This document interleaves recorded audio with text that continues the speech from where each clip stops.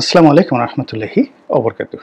সম্মানিত দর্শক, এনসিপির বর্তমান সভাপতি এবং সাবেক এই যে তত্ত্বাবধায়ক সরকার বা অন্তর্বর্তীকালীন সরকার, এই সরকারের সাবেক তথ্য মন্ত্রী জনাব নাহিদ, তো তার একটি বক্তব্য সাম্প্রতিক সময়ে বেশ ভাইরাল হয়ে পড়েছে।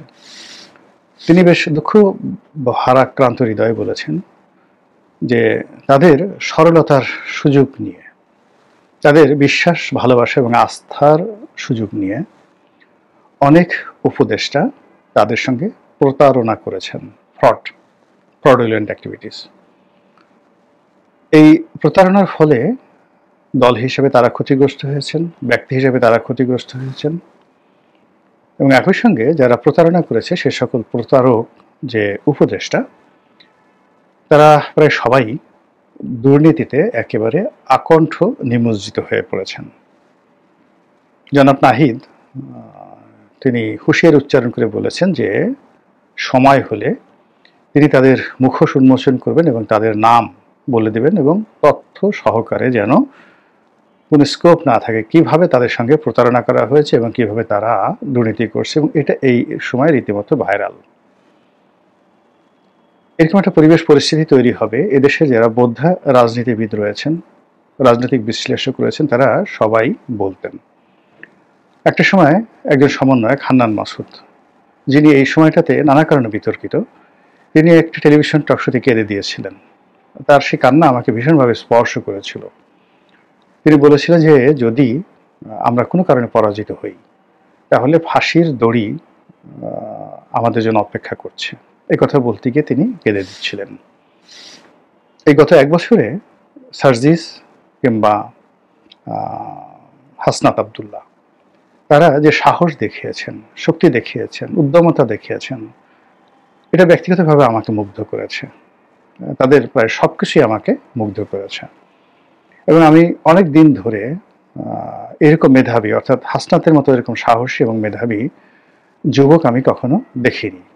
হাসনাতের সঙ্গে আমার কখনো দেখা হয়নি, কিন্তু আমার এই দীর্ঘ জীবন মানে কম নয়, কিন্তু বাংলাদেশের প্রেক্ষাপটে আমার যে বয়স, আমি যা কিছু দেখেছি, এটা একেবারে ফেলে দেওয়ার মতো না। এই সমাজটাকে আমি রাজনৈতিকভাবে, সাংবাদিক হিসেবে প্রায় 42 বছর ধরে আমি দেখছি, 42 ইয়ার্স। তো আমার এই 42 বছরের ইতিহাসে হাসনাতের মতো এরকম সাহসী, প্রজ্ঞাবান, নেতৃত্বের যোগ্যতা সম্পন্ন লোক আমি দেখিনি। সার্জিস খুব চৌকস কথা বলেন, কিন্তু হাসনাতের সঙ্গে তার ডিফারেন্ট, দুজনের ক্যারেক্টারিস্টিক্স আলাদা। তো এই যে নাহিদ, সার্জিস, হাসনাত, আক্তার, মানে হান্নান মাসুদ, তারপরে আসিফ মাহমুদ সজীব ভুঁইয়া, যদিও তিনি এখনো মানে অসম্ভব বিতর্কিত, এই যে স্বর্ণ পুত্রগুলো আমাদের দেশের, কেন তারা কাঁদবেন? কেন তাদের মধ্যে এত হতাশা? কারা তাদের সঙ্গে প্রতারণা করলো? কারা তাদেরকে ঠকালো? কারা তাদের জীবনকে তছনছ করে দিল? কারা তাদেরকে হুইপিং করতে পারলো না, সময় মতো বুদ্ধি দিতে পারলো না? এই বিষয়গুলো আমাদেরকে সেটেল করতে হবে, এবং আমরা যারা এই সরকারের বাইরে আছি আমাদের এটা বলতেই হবে। বলতে হবে এই কারণে যে যারা প্রতারক, যারা দুর্নীতিবাজ, তারা বেশিরভাগ ক্ষেত্রেই নিজেদের সেফ এক্সিট রাখে। নাহিদ যেটা বলছিলেন যে উপদেষ্টাদের অনেকে সেফ এক্সিট মানে নিরাপদে পালিয়ে যাওয়ার জন্য রাস্তা খুঁজছেন বা তৈরি করে ফেলেছেন।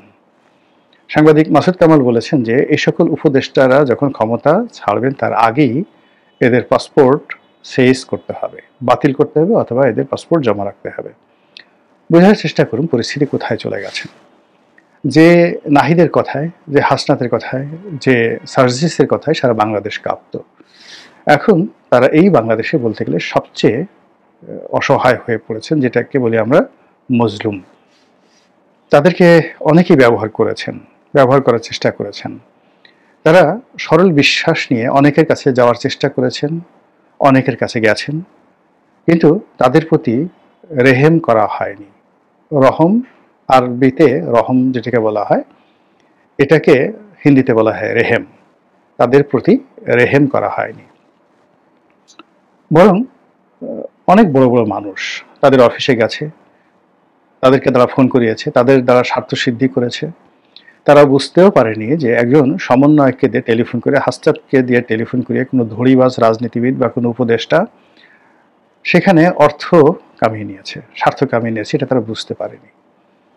কিন্তু এখন যখন তারা বুঝতে পেরেছে, তখন তাদের আসলে করার কিছুই ছিল না। আমি গতকাল একটি টেলিভিশন টক শোতে বলেছি যে জনাব নাহিদ তিনি খুব স্বপ্নবিলাসী ছিলেন।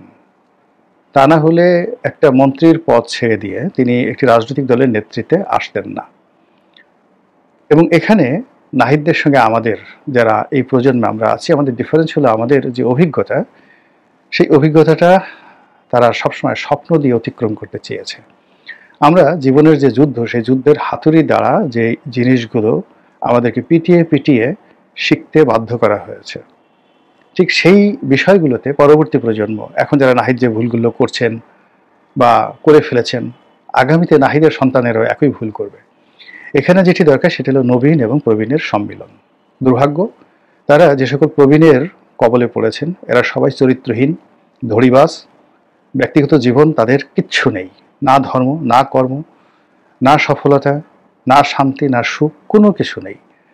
এদের পরিষ্কার পরিচ্ছন্নতা থেকে শুরু করে, মানে এদেরকে মানুষ কেন বুদ্ধিজীবী বলে, কেন দার্শনিক বলে, আমি এদেরকে বুঝি না। এদের কাছাকাছি আমি দেখেছি, এদের কাউকে আমার ভালো মানুষ মনে হয়নি। নাহিদ সার্জিসদের সবচেয়ে বড় দুর্ভাগ্য হলো তারা এই বাংলায় তাদেরকে হুইপিং করার জন্য, তাদেরকে বুদ্ধি দেওয়ার জন্য, পরিচালিত করার জন্য ভালো কোনো মানুষ পাননি। কেউ হয়তো ভালো কিন্তু অর্ধ উন্মাদ, কেউ হয়তো ভালো কিন্তু মেন্টাল সাইকোপ্যাথি রয়েছে, কেউ হয়তো দেখা গেল যে অতি পণ্ডিত, কেউ সফল নেই। তো নানা রকম দুষ্ট বুদ্ধি দিয়ে, দুষ্ট কর্ম মানে করার জন্য প্রলোভন দিয়ে এই যে একটা এনসিপির মতো একটা সম্ভাবনাময় দল, তাদেরকে শেষ করে দেওয়া হয়েছে। আমি একেবারে প্রথম দিন থেকে অনেকেই কারণে আমার প্রতি বিরক্ত ছিলেন, হয়তো এখনো আছেন। ছাত্রদের এই সরকারে যোগ দেওয়াটা আমি কখনোই সমর্থন করিনি। আমি রাজনৈতিক দলগুলো যারা ক্যান্টনমেন্টে গিয়েছেন, জামাত গিয়েছে, বিএনপি গিয়েছে, সবাই গিয়েছে, ক্যান্টনমেন্টে গিয়েছে, এটা আমি পছন্দ করিনি। এর কারণ হলো পুরো শেখ হাসিনা রেজিমে যে ক্যান্টনমেন্ট তার অনুগত হিসেবে কাজ করেছে, সেই ক্যান্টনমেন্টে যারা গিয়েছেন তারা কোন বিশ্বাসে গিয়েছেন, কেন গিয়েছেন, কোন ভরসায় গিয়েছেন, আমি এটা বুঝতে পারি না। আমি যখনই বুঝতে পারিনি তখনই মনে হয়েছে যেটা আমি বুঝতে পারি না সেখানে তো ভুল হওয়ার সম্ভাবনা থাকে। তো এই রাজনীতি আমি যেভাবে দেখেছি, এখন এই সরকারে যারা আছেন বলেন তো কেউ সংসদ সদস্য ছিলেন কিনা, মন্ত্রী ছিলেন কিনা, এমপি ছিলেন কিনা, বা সত্যিকার অর্থে তাদের প্রশাসনিক অভিজ্ঞতা কি, কিচ্ছু নেই। কয়জন জেনারেল তাদেরকে ইতিপূর্বে স্যালুট দিয়েছে এদেরকে, কয়দিন তারা ক্যান্টনমেন্টের অনুষ্ঠানে গিয়েছেন, এদের সাথে ক্যান্টনমেন্টের খাতির হবে কেন? নর্মালি এই যে যারা গিয়েছেন, যে অবস্থায় হয়েছেন, দেখেন সেখানে যারা ঝানু রাজনীতিবিদ, সেই জামাতের লোক বলেন কিংবা বিএনপির লোক বলেন, তারা কিন্তু সেখানে গেছেন, তাদের ভুল হয়েছে, কিন্তু তারা সিদ্ধান্ত নিতে ভুল করেনি, তারা কিন্তু নিজেদের প্রতিনিধি দেয়নি।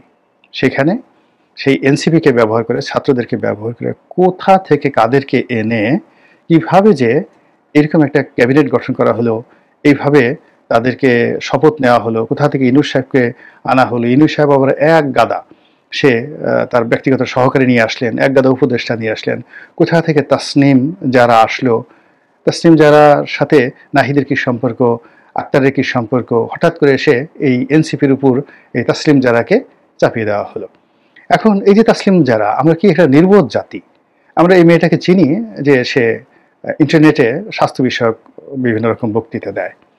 তো এই যে এই সমস্ত মেয়েদেরকে বা এই সমস্ত ছেলেদেরকে অনেকদেরকে প্রমোট করা হয়, যেমন এখন শহীদুল্লাহকে, ওই যে দৃক গ্যালারির শহীদুল আলমকে প্রমোট করা হচ্ছে, এর আগে ডক্টর মোহাম্মদ ইউনূসকে প্রমোট করা হয়েছে। এটা পশ্চিমা দুনিয়ার একটা ছলনা, এবং তারা এগুলো প্রমোট করে তাদেরকে বসিয়ে দেওয়া হয়। এখন তাসনিম যারা আসলে কতটা ভালো, কতটা মন্দ, আপনাকে যদি বুঝতে হয় তাহলে তার বাবার সাক্ষাৎকার নিতে হবে। আপনাকে জানেন তাসলিম জারার বাবাকে? এই বাবার সাথে তার কেমন সম্পর্ক? তাসলিম জারার মাকে, এই মায়ের সাথে তার কেমন সম্পর্ক? মা কি তার মেয়ের জন্য দোয়া করে? না, এই মেয়ের ব্যবহারে মা চোখের পানি ফেলে। একটু খোঁজ নিয়ে দিয়ে দেখে আসুন তো কি অবস্থা। অথচ ডক্টর মোহাম্মদ ইউনূস না কে তাদেরকে এনে এনসিপির বসিয়ে দিল, সে বিরাট এনসিপি নেত্রী।